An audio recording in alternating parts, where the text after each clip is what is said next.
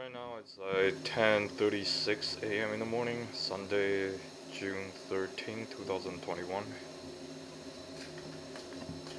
I just finished putting up the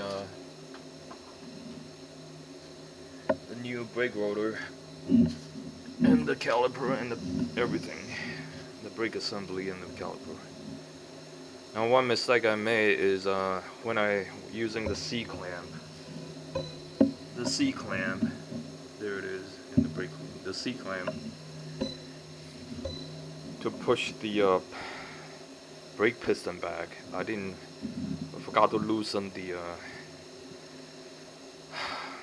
brake fluid reservoir cap, and then I got too much brake fluid inside that reservoir and it started dripping. You can see that. This drip of all these are brake fluids. Shit, that's gonna suck because these brake fluids are bad. It's very corrosive. You know what? I'm screwed. Brake fluid everywhere, so that's one thing you have to watch out for.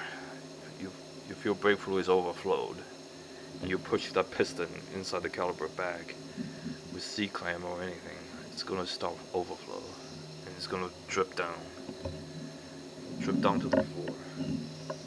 So anyway, I put the screw back in of the new rotor. I use brake clean to clean it. Then I'm gonna put some anti-seize on the entire surface here, so when I mate the tire back in, it will be easier to take out next time.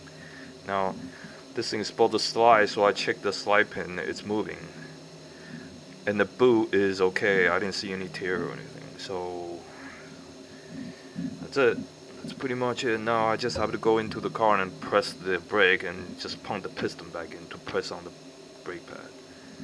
Once again, I used the old brake pad from 2014, July. Still got some padding left, so I'm just gonna reuse it. I'm not gonna buy a new one. That's it. I'm gonna keep going.